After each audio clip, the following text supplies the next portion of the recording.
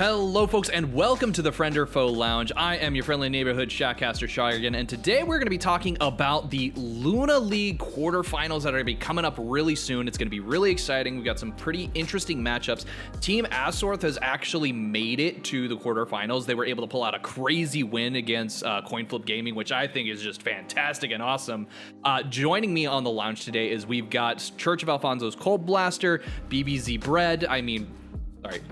Red, and then we've also got YUBI's Sivolock, who are going to be helping kind of like, you know, go over these games. We're going to look at these teams. We're going to see how they're all like stacking up and kind of what we expect going into these quarterfinals, and then once those complete, possibly the semifinals, and who's going to be making it to there. So just let's hop right in on this, Coldblaster, because I got you sitting right next to me. Just kind of give me your general overall thoughts of how you think this game versus Taz is going to go that you've got coming up. We were honestly expecting Fraud Squad to make it through over Taz because, like, I don't know, they just felt like the better team overall. Especially like if you were actually watching the game, they were in the lead for most of the games. They were like in a pretty dominant position. And then they lost the game off the Azir auto stealing the Baron. And then afterwards, like Tash just kind of came back off that. So I honestly think Fraud Squad was the better team. So I wasn't really expecting Tash to make it through, and I really don't think they'll be able to like upset us because I consider. To be fair, it was not just the Azir Soldier auto steal, it was the Azir Soldier auto steal into the Hecarim tilt, into Hecarim running in and dying on a composition with double Enchanter Hecarim being the main win condition, and then getting clean ended off of one push. So it was kind of just like a chain back to back, like the three worst possible things that could have happened in a row. So, but it started off. It started with the Azir Baron steal, and I think that was like the big moment here, because like they win the fight. This fight is huge. They get their wombo combo. Hecarim is untouched. Hecarim has no smite here though after the fight. So when you don't have smite, you want to be zoning off any steal threats. Okay, so I think you're right, and they should have done that, but I do understand why they weren't, because who should be on the other side of the wall? Ornn? So if you pause here, Hecarim can tank it on his own with a Seraphine. I'm not sure where Karma is. Or wait, no, Seraphine's dead. Where's Karma? Karma was 2 HP. And had to back. Okay. Karma's in base. Either way, I still think Hecarim can 2-mana with Jhin. I think Ornn should just be focusing on, because Hecarim should be telling his team, I have no smite. But let's watch for the steal. Let's make sure it doesn't happen. Well, the other thing is, like, there should be no chance. Like, you can say that all you want, but, like, there's a Jhin right there. The force shot easily does just as much as smite, especially at this point in the game. So they should know that they should be playing around the Jhin 4th auto. That's definitely true. But a lot of times it's really difficult to smite for 4th auto smite with Jhin, because the Jin's damage is variable compared to smites. Like, it's either 450 or 900. It does so much. It does a lot. But if you look at Jin's build, he's 2 item. Force shot crit 2 item is like. Like it's going to do. He also has the collector, which does affect monsters. No, I think they patched that out. Oh, did they patch it? Oh, they patched that out because it was abusive. But it's doing at least 800. So even if you're don't believe you're doing 1K, like you can totally leash it down. Even without the crit, you're doing what? Okay, see, he's doing 687. So we saw. He did 687 on a crit. So it should be about 700 when it's this low. With like execute damage. They should be more than capable of just holding at 1K, waiting for force shot, damaging it down to like 500, and then just force shotting it. I think either way, I think it's easier for Ornn to just stand over the wall, because it's like obviously Jhin can do this, but like it really it doesn't it doesn't really matter though, right? Like the point is that they just had to agree on what they were doing. It's clear that no one was thinking about the possibility to steal at all. And then the reason you keep everyone in the pit is if the call is we're burning, right? So in their mindset, they want to keep Warren to tank so that Hecarim does full damage. They're burning down the Baron, they're resetting as fast as possible, and then they're heading to the next play. So I think it was just like they could have held damage, they could have zoned Azir. If they commit to either one of those, it's fine. But I think in their mind, they were already thinking of the next play. And then when that happens, if you stop actually thinking about what's going on, it's easy for, or not easy, but like the chance for something like this is possible again. So kind of an unfortunate oversight. And it's like the importance of agreeing on what the game plan is. And then if you don't have that clear to everyone, then you can end up in a situation like this. Yeah. And as much like shit you give Fraud Squad for this, Azir played this really well. Like he actually he waited for the thing and tried to burst it in between Jin's autos with the Q and the autos. Does he have vision though? Does the Soldier get vision? I actually don't know. Get vision. Okay. Because he can't auto attack unless he has vision. Yeah. Soldier's good vision. Wow. Yeah.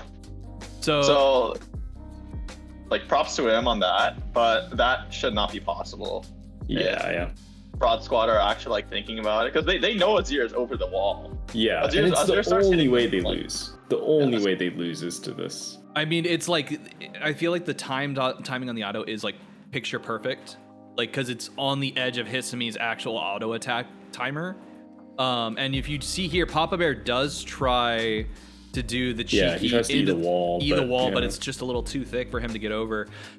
He does have flash up this entire time though, so I feel like that was a moment where he should have like flashed and eat into the wall just to kind of I mean, I think if we're they clearly just weren't considering it as a possibility. Yeah, but overall, unfortunately, this is still fine. This is still a fine game state. It's what happens next that's worse. So if you watch here, so this is still unfavorable because you're really sad. If you had gotten that Baron, you'd be very far ahead and cement the game state. But it's still fine. They can have Baron, whatever. So Taz is still down tempo because they get bottom and him back. So it's kind of a neutral state, but Baron waves are going to push back. Taz is down 4k gold off the Baron. And also, Baron gives a lot of XP, especially for steal. That's why Baron steals actually matter so much. It gives like a full level of XP pretty much if you steal the Baron, because it's local XP. If you split it among like 4 or 5 members, it's not that much.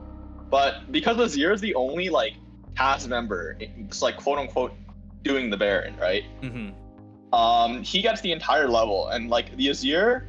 He's obviously like a mage. He scales super well with the levels, and also the gold swing. It's like a 1.5k gold swing. I agree. It's big, but I think it also doesn't end up mattering. I mean, it's important, but okay. We should just run the tape at this point.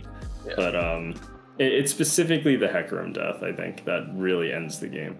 The one that's off of this gank, because I kind of understand what they're doing right here, where they're trying to ambush on this, but like they're trying to 5-man stack it, but I'm not entirely sure what they're baiting with, because there's no dragon up. We mentioned this, like it was mentioned. I don't remember if it was in cast or if it was just in private conversations. Well, they believe they can play the flank, right? Yeah. But the problem is that Hecarim separates himself from his double enchanter, and then as soon as Hecarim dies, Hecarim is the pivot point for the entire comp. Yeah, so without majority of their gold. Yeah, I mean, I think the gold is honestly not as important. It's just that as soon as Hecarim dies, Seraphine and Karma turn off. And Karma also runs in here trying to save him.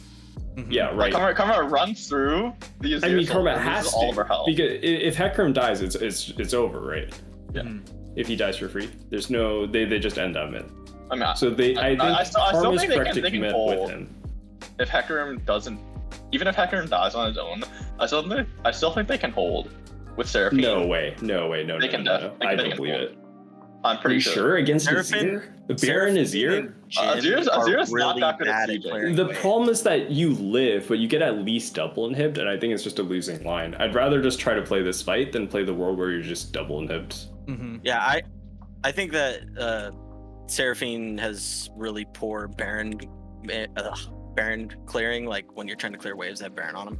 Seraphine and Jhin are both really bad at clearing waves. And it's just, you're not going to be able to clear it fast enough for them to take the turret stat. That's just how it is. I still think it's still not like unholdable because Seraphine and Jhin have higher range. So you can't just I do agree. I just don't think it matters, right? Because sure, you live this fight instead of losing on the spot. Do you think your next fight down double inhib and Cloud Soul is better? Or not Cloud Soul, but like losing, you lose the trade. I think you have better odds of taking this, like the next fight down double inhib and Cloud Soul, because double inhib doesn't, like, in terms of a fight, it doesn't matter if you're actually fighting, like, 5-on-5. It's just like the fact that you're actually like losing pressure and stuff, because the Cloud Soul is a result of what you'd assume to be the double inhib, right? Mm-hmm. The fight is not like, you'd assume that the double inhibs don't impact the fight unless you're literally losing your base off that, and hopefully you would clear out the minions before you take the fight. But Hecarim actually, like, he gets chunked for like 70-80% of his health here, and they lose karma because they're trying to take this fight.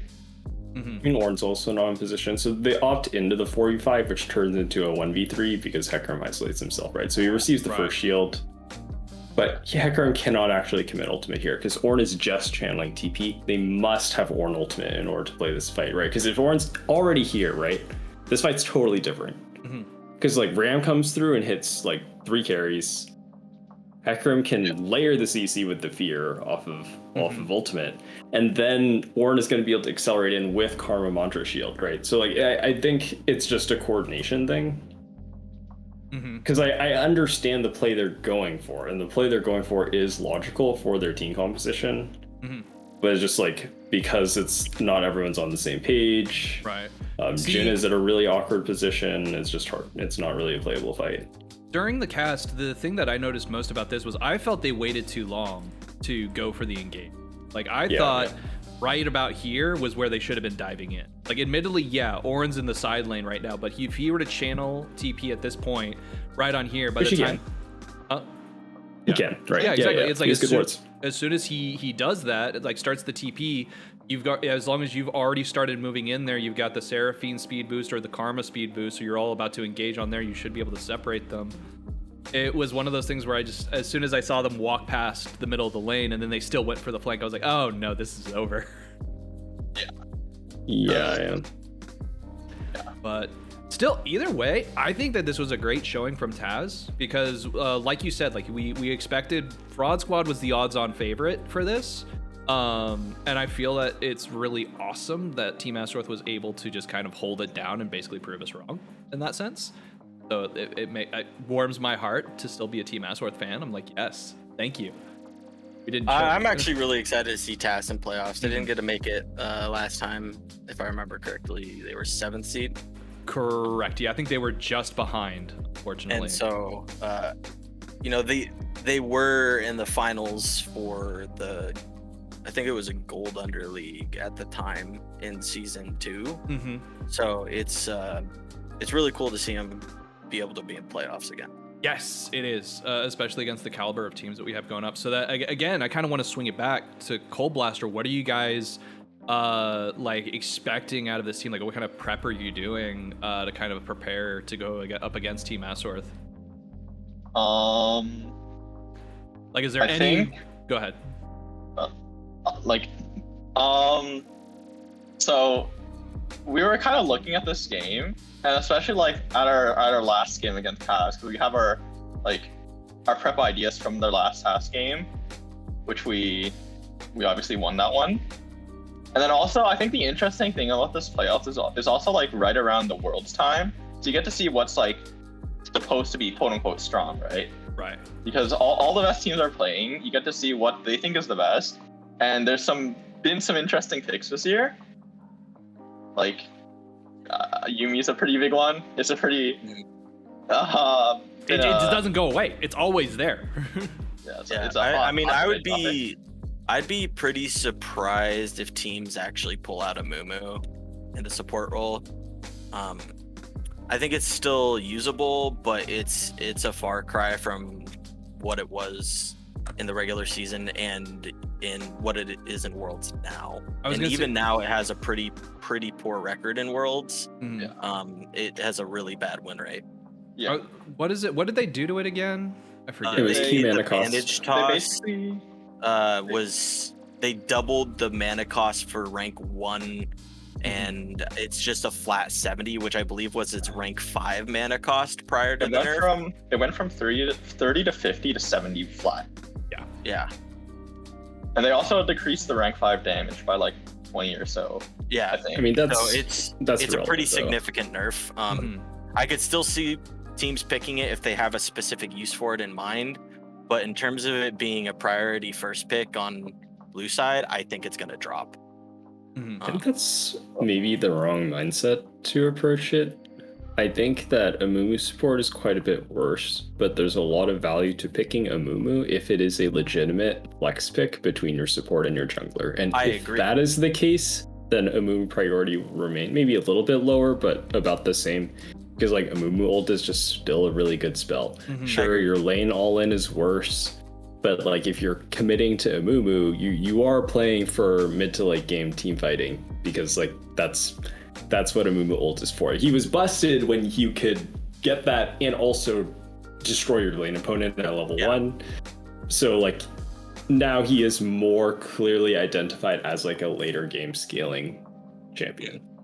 Yeah, I mean, as one of the few teams that's actually picked the Mumu in both roles, you know, I think we have a pretty good understanding of when we would want it. So I'm not entirely like, I don't see us first picking it necessarily, but it wouldn't be outside the realm of possibility. Yeah, playable but more specialized. I've always felt like it's like, in all honesty, when you were picking it in support, you were not picking it for the damage, though that was just an extra bonus. You were always going for that CC. I felt like early vein, it lets you pick off the silver. I think the damage is less impactful, especially since supports are generally under leveled, even if you do max the Q first. Supports are usually like 2 levels behind the AD, and it doesn't really matter come mid game fights. But I think like because you usually want to be double queuing because that's like the whole point of the Amumu support. You lose like more than half your mana if you try to double queue level 1. That right there is the big reason why I'm so like, because before I was like, yeah, absolutely, Mumu support's great. Now I'm like, okay, if you need the CC, go for it. But at the same time, you're gonna basically be freaking. Oh god, who also has like such mana hungry? Brand is really mana hungry. I definitely don't think it's like out of the question though, especially since it's a Mumu ult. Also, MF seems to be coming back a little bit, and obviously that's a really well-known combo. Especially at our level of play, right? Like a Mumu support is way more abusable at professional level compared to. There are 2 things I think are worth considering as well in regards to Mumu specifically. And because of the way the Q mana cost are shifted, I am curious whether players will shift to Emaxing and find success, because Emax is different, but it's actually like really good, because if you aggro the wave, every minion auto that hits you reduces your E cooldown by 1 second, or perhaps whatever it is. So if you can win some weird all-ins when they fight you with the wave advantage, they think they're winning, and then Mumu ease you like 4 times. The second thing I think is worth considering is that there are a small handful of players who are being successful with Everfrost, Imperial Mandate, or Shirelias. And if you can integrate the mana item into your build, then the Q mana changes inconsequential again. So those are 2 things worth considering for a Mumu support. Well, honestly, looking at Az's roster, though, they've never picked a Mumu. I don't think we'll see them pull that out. Like just as a general, I don't think that's something that we'll see. The closest we've seen was Blitzcrank, and unfortunately, Anbo just wasn't able to do too hot on that. That was up against YUBI. Yeah. I think we've played a jungle a few times. I don't think the changes matter for jungle at all. Because Amumu usually wants a blue buff first clear anyway. And obviously, like, the damage you max Q last when you're playing Amumu jungle, so who really cares? Yeah. But obviously we were prepared to play it support, but I guess we'll have to like reconsider now because it's been nerfed, and I think it's actually it's a pretty hefty nerf as well. All right. Well, we've talked plenty about Taz, so Coldblaster. Let's talk about Church of Alphonso. Just like let's see here, we've got Church of That's our Serenity Senate BBZ game. We'll look at that in a second. So versus SKL, and I don't want to bash SKL too hard. I feel like they had some issues with their drafting going in, but I feel like this is a decent place to start.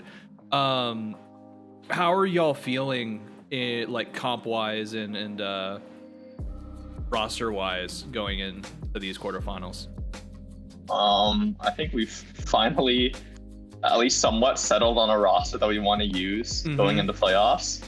We've kind of been it's a good start. Yep. I mean, it's like we just kind of like, okay, Vita had a game, Aliot had a couple of games. Yeah, I think we have an idea of what we want to use now. So that's a good start. I think obviously Taz is weaker than like the other like H block or YUBI, so it's nice that we get like a week to like maybe like warm up, kind of harden out the get used to that best of 5 series, like that specifically. I've like how are you feeling going into this best of 5, just like because it's been a while, right? I didn't play on FEC last season. Okay, but I've done like these sorts of formats before. I don't think I've played a best of 5 before.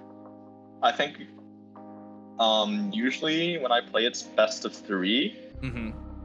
So I'd assume it's a little different because the games don't matter as much. But obviously there's like adaptations that you have to make throughout the series, depending on like the picks they have prepared, like whether it works or doesn't work. Yeah, well, Red, Sivolock, you want to weigh in there on your opinions on best of 5 versus best of 3, if there is a difference? I mean, realistically, it does come down to how many games get played. You know, I played 2 best of 5s last season. One of them was 5 games, one of them was 3, and they were both equally draining, but they were also had different stakes when I was playing them. Also, one of them was just 3 straight losses, which is rough. But I mean, when we went to five games with INT, it was by the time it got to the last game, like I was so out of it that I just completely didn't like. We took Baron and had Soul, and I just forgot we had both. And yeah, I mean, it can get pretty mentally draining when you have to play that many games, especially if you like work that day. So and if you're having to play like the long games, like you're not finishing them quickly, like you're going to those 40 minutes a piece. Yeah, it can get really draining, and you're just not fully there, and then things slow down, and then it gets, you know, messy things can happen. Okay. All right, just straight up, I want to say that I feel sorry for Tristana a lot of ways on that rocket jump. At the same time, I understand why it functions the way it does, because it'd be broken if it didn't. I don't know if you saw when she had to jump earlier. Yeah, the buffer streak is actually just broken in general with Tristana, but you know, there's got to be some counter to it, right? There's got to be something, right? Yeah. I mean, just if she gets displaced out of it, she just is. It's dead, or has to flash. Yeah, but it's so like Tristana is just a lane counter to so many supports purely because of that interaction. Like Blitzcrank, Nautilus, she destroys both of them in lane because they can't hook her at all. Sounds like you haven't played against Brian Tsang. I was gonna say, it's like that's actually why I like Leona and Nautilus and Blitzcrank, because if you see the jump, you kind of just aim generally in the direction of where she's headed, you're more than likely gonna hit. But you're supposed to wait for the skill shot, and then you jump. I mean, that's your first mistake, because if you're playing against Brian Tsang's gonna walk at you in a straight line, not hook you, then flash auto you, then when you jump away, he'll hook you back. So I think it can go both ways. As someone who has played Tristana into Brian Tsang, and I went like 11-3 on that game, we still lost, unfortunately, but it's not as bad as you might think it is. Sivolock. I mean, Tristana's a good champion. Like, I'm just saying the jump is not unbeatable. There's a lot of counterplays. There's mind games you can play with it, especially from a support side of things, like you're saying. I understand what Brian Tsang's doing. The whole, am I gonna hook you? Am I gonna hook you now? How about now? But what about now? Kind of going into it, but I don't know. I mean, it's mostly the flash. Mm-hmm. I think that's the important concept of, like, I think not enough support players do this, is being willing to just flash, just set up your play. Because people want to hold their flash and fish with their spell first. But it's actually stronger in a lot of situations to just force the play with flash, make them flash, and then that way you can set up your CC chain off of their flash cooldown. Yeah, I agree. So I think being that's like proactive with your summoner spells is very critical in support. Yeah. See, I'm just so bad with Hexflash. Especially if you have Hexflash. Yeah, if you have Hexflash, absolutely you should be using your flash aggressively. I am like, I know that there's Demon Girl gave me some shit whenever like I was talking about how much fun I like playing Leona. He's like, yeah, but you never take Hexflash. I was like, no, because I'm really bad with it, and I'd much rather have Champion and, you know, just get my health back after I get the kill. No, but like you lose out on a lot of engage. You're right. Yeah, I know Beshiwap really likes. I also have a lot of other friends that like love using Hexflash, and also the original like non-troll use of Hexflash when it first came out was actually, I think one of the first cheeses was with Set and Alistar, where level 1 is Set, you would Hexflash or you'd flash E them, and then you'd have a Hexflash to engage in the future with like Nimbus Cloak and Phase Rush, and they can't like escape it anymore because you burned their flash off the level 1 trade. There was a time when Zoe abused it as well. Yeah, Zoe abused it for her W passive. And there's a lot of like cheesy shenanigans you can do with Hexflash. It's like the reason that, like, I don't know. No, Hexflash is by far one of the most versatile spells, I think. And it has so many good uses that, like, just you can use it if you, like, once you've used your flash for an engage, or let's say you used it defensively because you accidentally overstepped. So use your flash defensively because you've got Hexflash, you can still aggressively flash into a play. It's just got to be a little bit more smart about it and kind of anticipate the fact that you're going to have to charge for a second or two before you can actually go in. So you got to, like, actually plan for using Hexflash, which is, for me, has always been kind of the problem, is I don't like thinking too far ahead. I'm not a chess player. I'm checkers, so I just only think a few moves, which still means I get jumped a hell of a lot, but...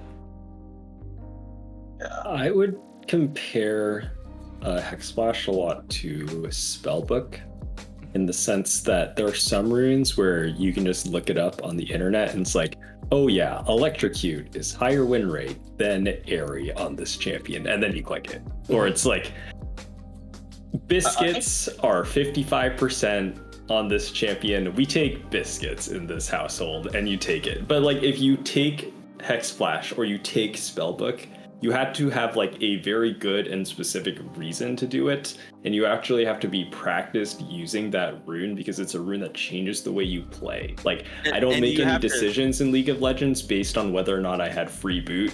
It just happens at some point. I'm like, sweet, 300 gold. Yep. Yeah. You also have to actually utilize it. Yeah, you have to press the button to make it happen. You know, it's.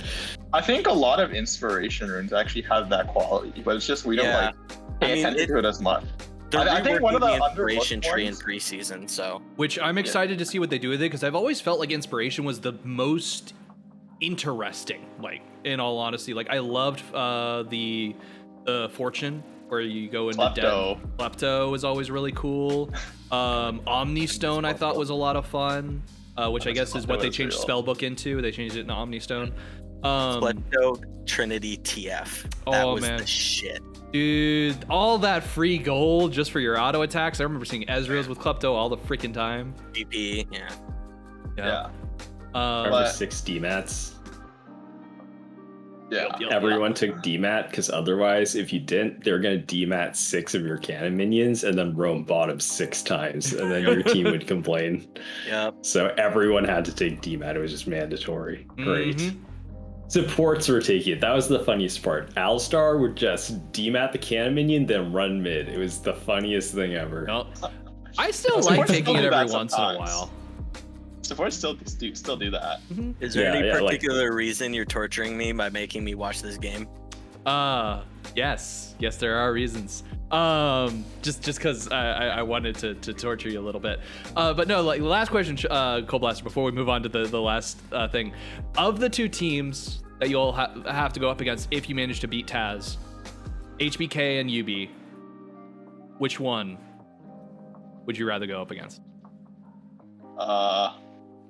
It depends on whether or not Jeff God's out of the household, out of the hospital. Well, he is out of the hospital. It's just, is he playing? Is the question. Yeah, he's been out of the hospital since he got hit. Yeah. No, it's Oh, okay. He either broke or fractured his clavicle, so he couldn't play. He I think they said if it was fracture, I think it was like a fracture or hairline fracture. Sivolock, do you know? I believe it was a fracture, but it's a kind of obnoxious injury because if you break a limb, you can splint it or immobilize it, but your clavicle is just, you really can't. It's just they can't really do anything. They're just don't move around, let your body figure out what's to do, and if you give it time, it'll heal. So it's kind of obnoxious because there's not really anything you can do other than rest. So yeah, it's very, very annoying. But yeah, so we'll have to, so you're basically it's all dependent on whether or not Jeff God is going to be able to play. I mean, it really does depend on that, but I think if it's up in the air, I think we'd rather play H block because I think they're just they're a weaker team, and I feel like their performances recently have been kind of over performances or poor performance from the teams they've been playing against. I know Red had the Vladimir game, which didn't look very good. No, it did not. I will not be doing that again. Yeah. And I think they look better than they are. Even just we're gonna ignore the fact that we lost to them because we had there was a lot of problems that day because we had to have an emergency sub come in for us. I'm just gonna use that as an excuse. I guess we'll take it. Copium. Just a little bit of copium right there, sure. Yeah. Everyone needs a little copium sometimes. Yeah. We have our vices. I think we'd rather play them. Okay. So you'd rather go up against HBK. Good to know. Sivolock, I hope you're taking notes. Yeah. Nope. All right. So I'll practice my 80 carry. Practice your 80 carry. Okay. Definitely. I'm excited to see that because I know y'all have been switching stuff around. So that'll be, we'll talk about that here in a minute. But right now we've got BBZ versus Serenity Senate coming up next in R to talk about. So let's go ahead and pull this up. Just get some Serenity Senate stuff going right now. So how do you feel in red going into this matchup? Really good. I'm pretty confident we have a really good grasp on how good Serenity actually is. I expect it to be a 3-0, but it wouldn't surprise me if they actually managed to take a game or two off because I do think that they can be explosive. So I'm not I won't be caught off guard if they do manage to take a game or two. Yeah, so this was your last game. Yeah, this was your last game against them, I think. And it was pretty rough on their side. think the weird thing about Serenity is that you don't know what roster they're going to field. The thing is like, I think if LTY and Filthy Casual were still a part of the team, I think that they would be a really, really scary team still. However, they are no longer on the team, and I don't think that they really have enough power in the remaining players to keep up in a 5-game series with what I consider the top 4 teams. Like I wouldn't be surprised if they took games off people, but I don't think that they'd win a series. Okay. Yeah. Can I offer a counterpoint? Certainly. So I guess this connects back to the best of 5 question, right? Like how are best of 5s different than best of 1s? So when we're prepping for playoffs, I think the teams that I'm the most afraid of are not actually the best teams. The teams that I'm afraid of are like the weird volatile teams that have like, on their bad days, they look like hot garbage, and on their good days, it's like 5 fakers, right? Like the team that plays like that is really annoying to play in like a high stakes game. Because like, sure, you have the whole series to play against them, but like, you know, if they just have one of their fire days and like you're a little bit off and you are eliminated by a team that you believe is not as good as you, it feels so bad, right? Oh yeah, of course. So I think that's the best team. If I'm being honest, I just like, aside from P Sweezy, and I don't see a player on Serenity that I consider like that. I do agree with Red that like, I think without that really like hot roster that they had in the middle of the season, I think they are a lot less scary than they were previously. And I think they specifically, those were the players that were feeling that explosiveness that they had. I think they're a much cooler team now. Yeah. So I do agree. Just wanted to offer a different perspective on, playing elimination games. I completely agree with what you said. That's a really good point, because honestly, those teams that, like you said, play the really weird comps usually have, like, I don't know exactly what Serenity Senate is like behind the mics and whatnot, but they tend to have decently interesting they'll have like a swing mental. It'll like either be really, really solid and they're all kind of working together, or they'll all have like super explosive, kind of start blaming each other pretty quickly sort of mentals, but still playing pretty decently. And so with Serenity Senate, they've honestly kind of surprised me throughout the course of the entire season, just with how they've played, and seeing them in a best of 5, I feel like they're a momentum team. So like once they get going, they start doing a snowball, and it can be kind of hard to stop them, but it's like sometimes they just have trouble getting that kickoff. So I think a best of 5 is going to be where we might actually see them shine pretty hard. So I wouldn't underestimate them at all. Yeah, playing for next game is a real thing. Like no, definitely. Here, I'm trying to find.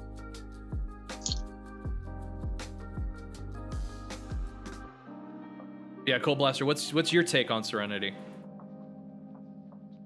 I just agree with Red. I think it's just, I don't think, like, I just think individually they don't match up well enough into BBZ to actually like contest them in a best of 5.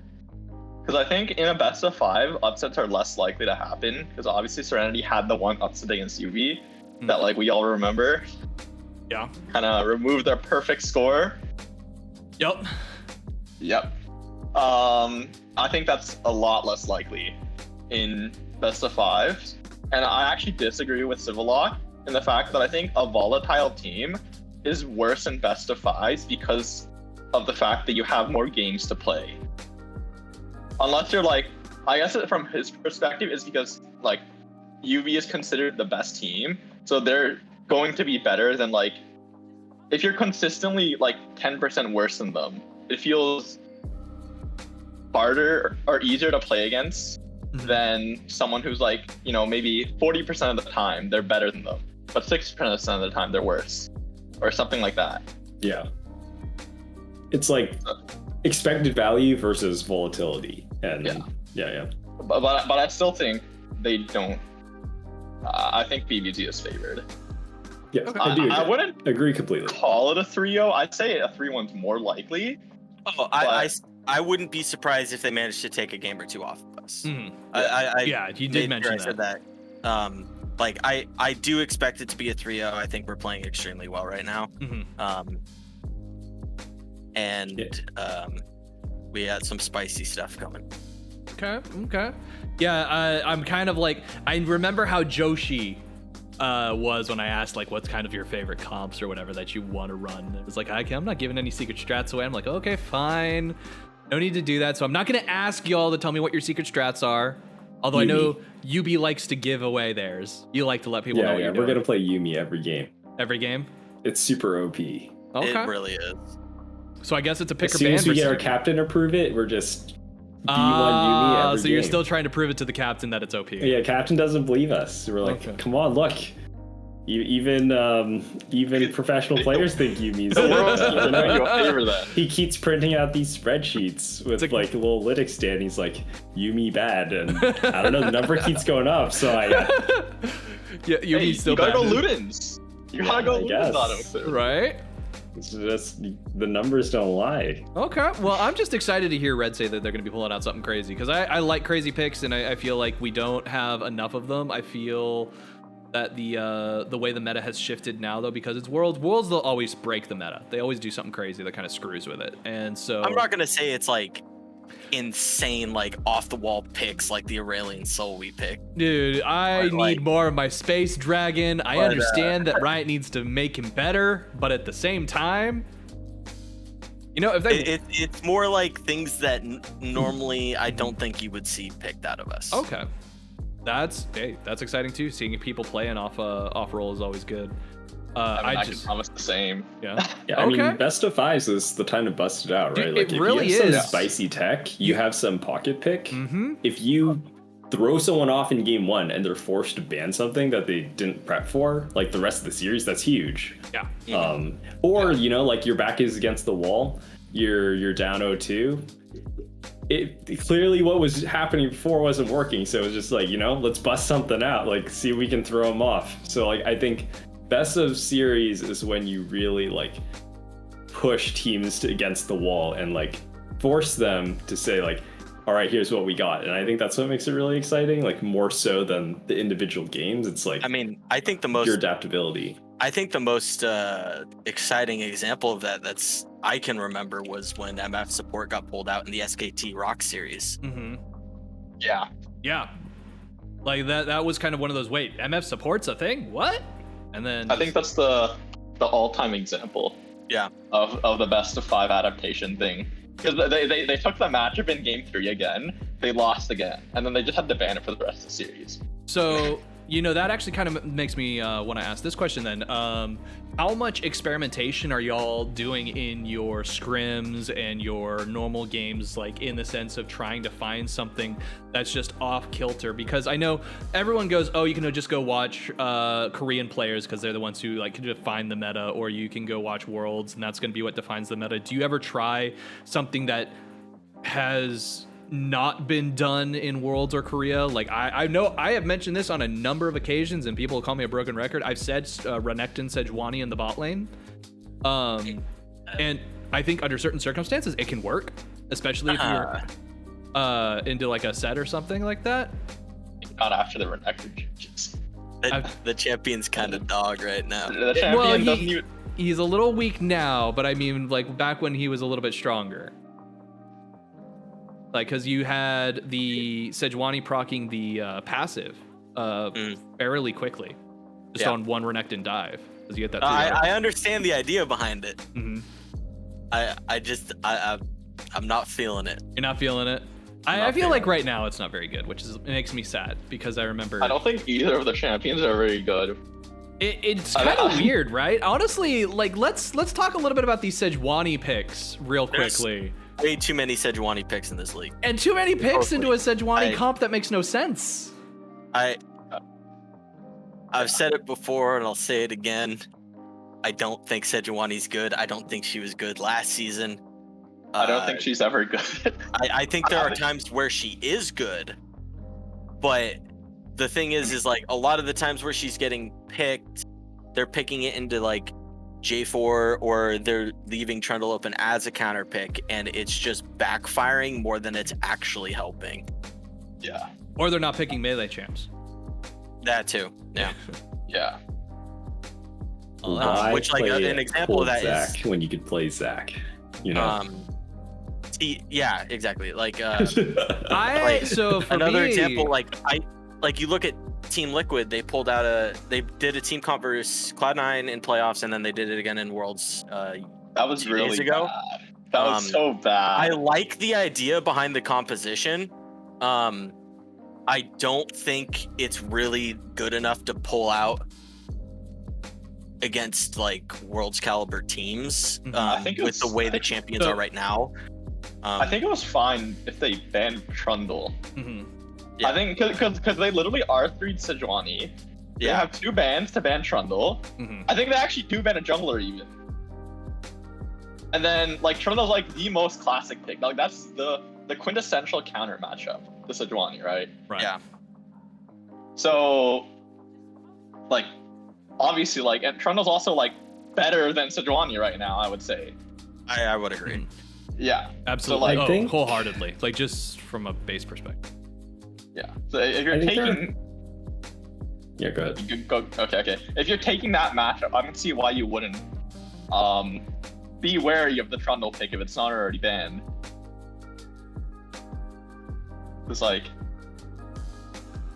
it's I don't know. I guess it's so obvious to me. And it's really weird that like you don't see it. Yeah. I think people have a misconception about Sejuani, and they pick Sejuani when they need engage, but Sejuani's not a good engage champion. Like, I agree. She's a pick champion because the value of Sejuani is that you can fish with ultimate without committing to the fight. Like if you're Zach and you can't, like, you can channel slingshot, but once you're in, you're like, well, I hope we're winning because well, the other value I really that like to not Sejuani die. The other value that Sejuani has that I think Serenity actually uses it to an extent. You can get really powerful topside trios if you run double melee with the Sejuani, or if you run something that's really good with CC layered on top. So something like a LeBlanc in the mid lane with like a melee top, melee support, and a Sedge. Right. And that's I think you can leading make into some the really, dimension. really good stuff. But I think that's a utilization of the champ that we're not seeing. I think Serenity they usually do pair it with a melee support and a melee top. But they usually then run like I don't recall them picking anything that was really able to capitalize it from the mid lane that could really take advantage of all the CC that's being provided. So I think that there's a lot of missed opportunities. I don't think she's terrible. I think that she can't be played. I think that people are just picking her because she's a tank in the jungle and she has a big team fight ult. Yeah.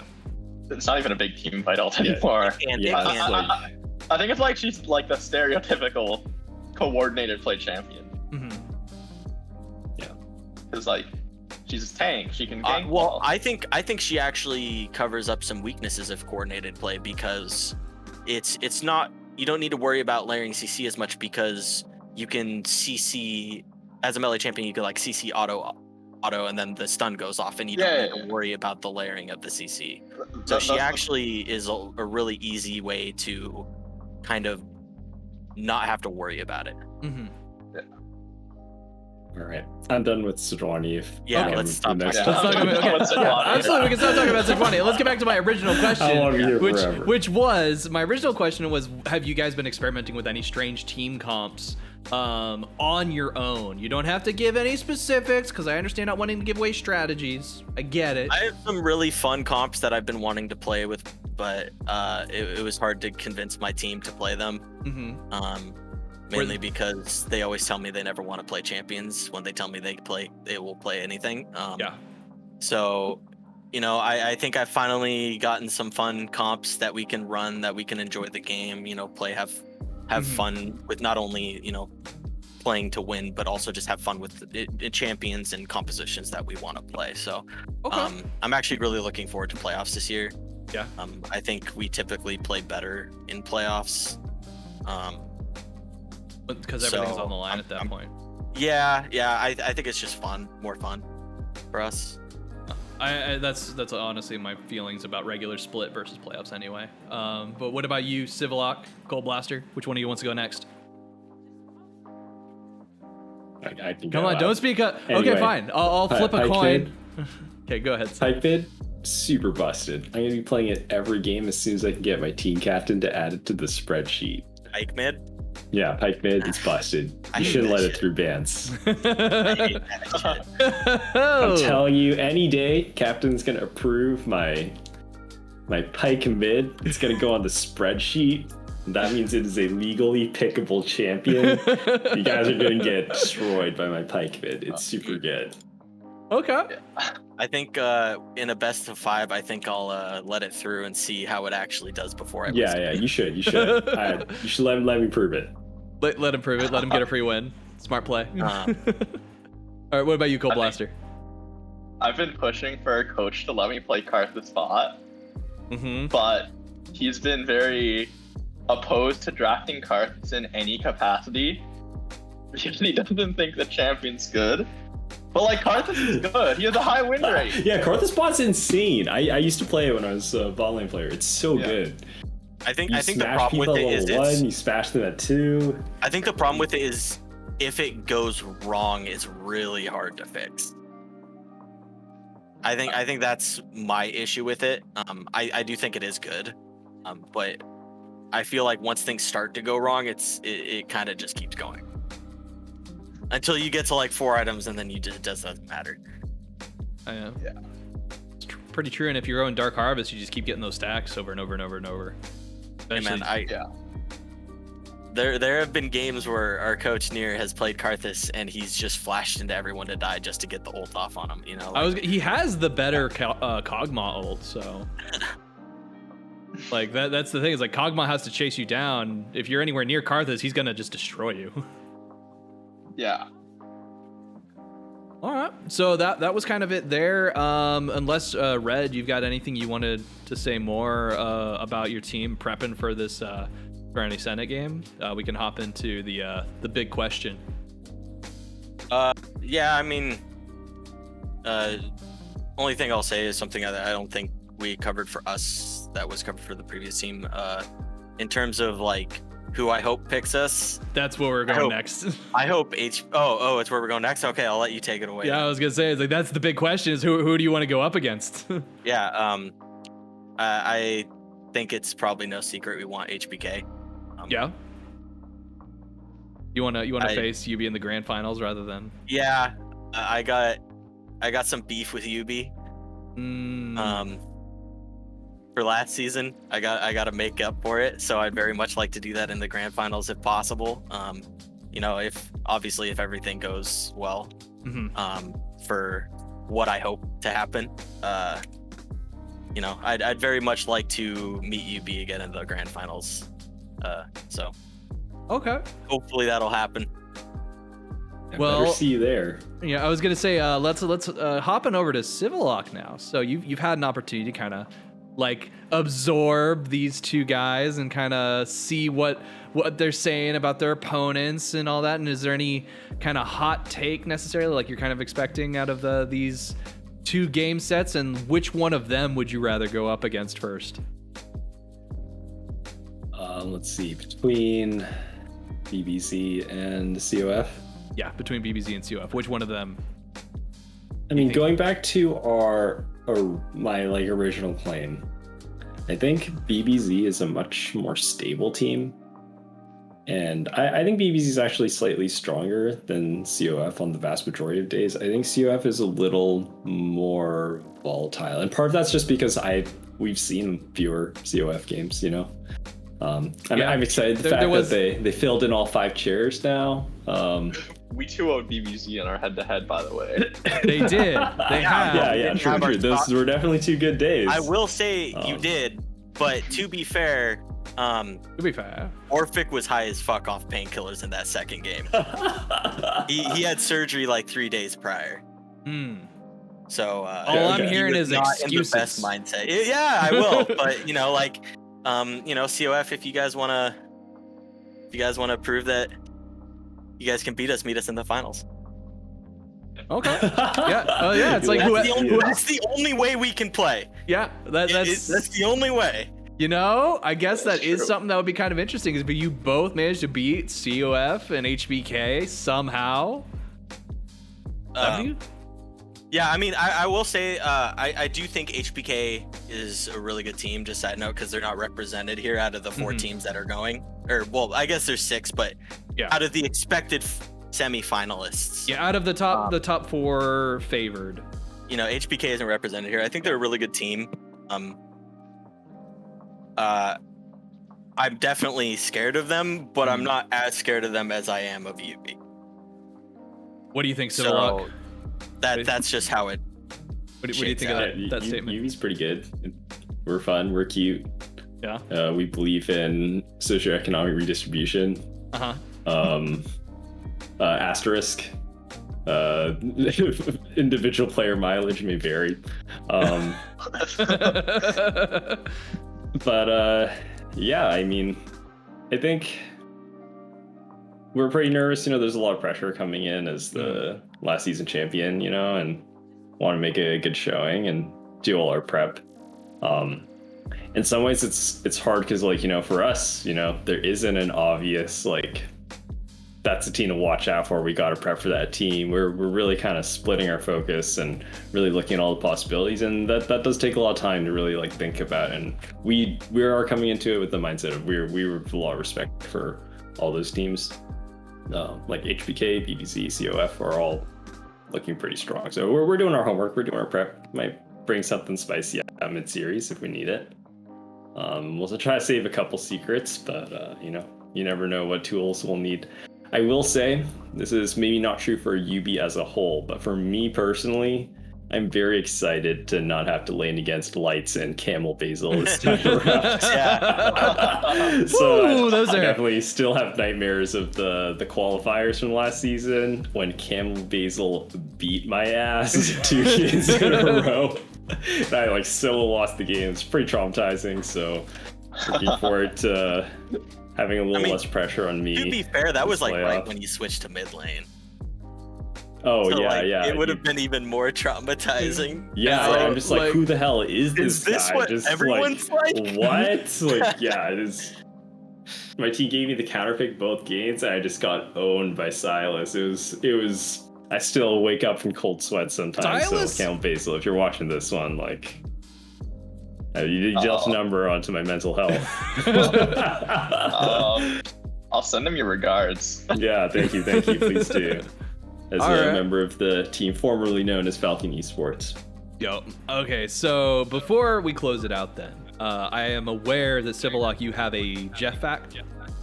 Oh, I do. The Jeff fact, the Sivo-stats, whatever you want to call them today. Yeah. All right, the question is, and I don't write this, so I'm kind of confused on the semantic interpretation, so you guys can interpret it as you will. The question is, across both leagues, Helios and Luna, how many days did one side, red or blue, have a greater than 50% win rate? Ooh. Okay, so we need to factor in forfeits here, I think. What does that mean? So they're asking how many days total did one side have a greater win rate than the other? Mm-hmm. And it's not specifically and how long did that streak last? Yeah. Red. Oh, and how long did the streak last? Okay, yes, we gotta look at the 28 total days. Yeah. So because I'm pretty sure there was an insane streak in the beginning with the forfeits. Mm-hmm. Yeah. Okay, so I think it's going to be. I will tell you it is out of 28 days. Okay. Since that would be a 28 cumulative total round robin matches across Helios plus Luna. And we're wondering how many days? Yeah. Yes. Out of those 28, what was the longest streak for a not 50% 3 days. Wait. Win rate? I'm going to say 8 days, and it was blue side. I'm going to say... Well, it doesn't need to be. Is it one side? Oh, sorry. I'm rereading the question. Uh-huh. Jeff sent me some additional additional context. Okay. It is not, in fact, a blue or red win streak. It is how many days in. It's not a streak. It's not a streak. Sorry. Across both leagues, how many days did one side have a greater than 50% win rate? It could have been red or blue. So out of all 28 days. Sorry, I didn't write this fact. Sorry, guys. 9 days. This is what happens when you're on painkillers and you try to think of something clever. I want to say. So out of the 28 days, some of those days, one side won more than the other side. It could be red or blue. It's not. So in Luna, there was right? an 8-day streak in Luna where it was only one win on one side, or it was all wins on one side. All right, I think I understand the question. I'm going to retype it because I dislike the way Jeff wrote this. Jeff, you need to give you a. I'll let it around it for you. I'm going with maybe better than me at Excel, but I'm gonna put this in. Is it how many consecutive or how many total? I think it's total, a total, not consecutive. Total. I thought it was consecutive. Is total. Across both leagues. We spent 5 minutes reading the question. Across both leagues. The total number of games out of 28 where red and blue were not 50-50. I want to say 21. I'm gonna go. We're one just talking less. about the total number of games. Yeah, I'm gonna go one less and go total, 20. Not streak. I'm gonna say it was 20 days. Okay. Although I'm waiting on red. Red, are you cheating? Are you looking it up? A lot. It was a lot of days. I don't have enough time to do this. I know it's a lot. It's a lot. It's a lot. Because when we were doing draft prep, we looked at the thing, and all I know, there were a lot of days when it was all yellow on one side or all yellow on the other side. Are you gonna pull it up for us? Maybe. All right. What's the answer before we get to see it? All right. Ready? All right. The answer is 19 out of the 28 days had a biased side win rate. It was so close. It works out to 69% of games. Oh my god. That's beautiful. Okay. Okay, that was like the longest setup for like the weirdest payoff. That is such a weird question. Oh my god. All right, Jeff, I respect. It would have worked a lot better if I understood what the fact was, but I didn't write it, so I'm just you're good. I think this is fine. This is why you don't write clever things on painkillers, Jeff. All right, Jeff. Rest, drink fluids, sleep. Get ready to crush people in the upcoming playoff games. Yeah, hopefully he can win his team fight manager tournament. All right, I think we lost your camera there, Sivolock. Yeah, let me set that back up. It's all good. While you're working on that, I'm gonna go ahead. Back. Yep, you're back there. But I happen to know that Jeff was scheduled to be on this show. He had me a sub for him because he progressed too far in his team fight manager tournament bracket and had to complete his final match at this time. How'd he do? So I don't know. I was watching the stream. It was going on during this broadcast. All right, well, we'll have to go check that out. We'll have to find that out. So when this airs, we'll see whether Jeff won. I'll put it in the description down below as to what he won. Just remember, I'll put a spoiler warning above it. So don't. Hopefully now you know there's a spoiler. Don't click on it. VODs will be available at twitch.tv/Joshi_TV. So there we go. There we go. All right. So with that, we're gonna go ahead and close it out. Coldblaster, Red, Sivolock, thank you guys so much. Thank you. You're welcome. Absolutely. All right. Now we'll do a quick shout out to our sponsors, Adobe Creative Cloud and Logitech Gaming. Greatly appreciate your support. Remember to tune in to our Luna games. It's going to be showcasing on October 18th and October 19th, 4:30 Pacific time is when those games will start. They will be best of 5 for those quarterfinals. And so those will be going, it could vary. It could go late, could go early. So you got to show up at the beginning to be able to catch the whole thing. And it's going to be the same thing on the 25th and 26th when we have our semifinal games. We will be announcing which team is going to be facing off against YUBI and HBK shortly after the quarterfinals finish up on Tuesday, so that'll be pretty quick information. Just remember, tune in twitch.tv/FOF Esports 4:30 Pacific time. We'll see you on the Rift.